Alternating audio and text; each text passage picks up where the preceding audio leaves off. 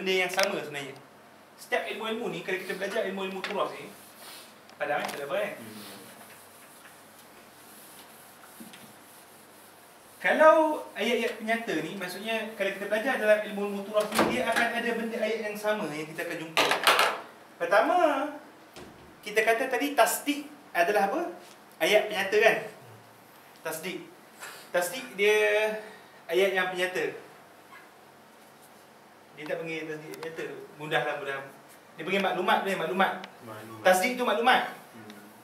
Maklumat, tetapi bentuk maklumat tu adalah ayat. Kan? Kita panggil sebagai qadiyah. Apa?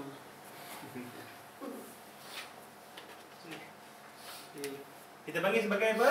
Qadiyah. Qadiyah apa? Ayat nyata.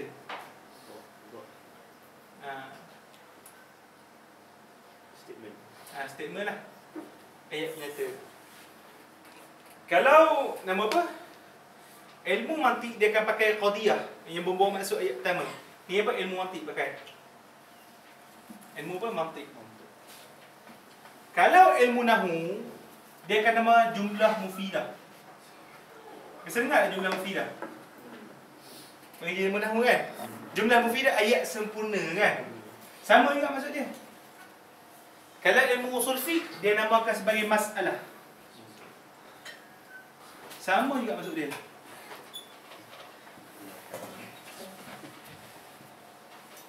Kalau ilmu adab al-bahs wal munazarah, dia panggil ad-da'wah. Sama juga maksud dia. Semua maksud dia sama.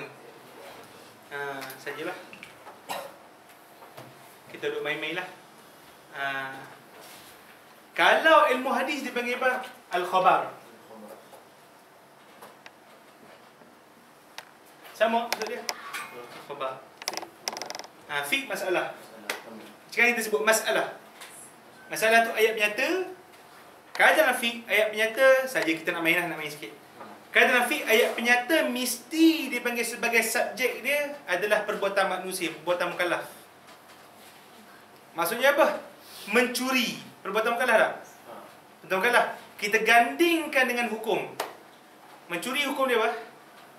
Haram. Masalah mencuri hukumnya haram. Maka kita panggil sebagai masalah. Dalam usul fiqh pun dipanggil sebagai masalah. Yang matlubul khabari tu. Matlubul khabari tu usul fiqh juga. Masalah juga sebenarnya. Sama juga matlub khabari. Kan? Itu dalam kitab apa? Pendefinisian berkenaan dengan apa? Masalah ni matlub khabari. Matlubun khabari. Dia nak ulama definisikan masalah ni dengan tu matlubun khabari yubarhanu 'alaiha bid-dalil fil ilmi. Dia punya definisi dia.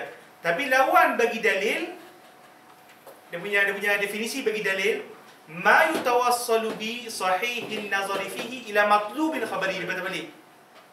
Tu tak saja kita main. Saja sebelum ni. Jadi term-term ilmu dia bagi sebagai terminologi berkenaan dengan turas ni kena kuasai lah kalau kita nak faham bagaimana the main concept ataupun main idea yang berada dalam ulama-ulama yang terdahulu. Okay.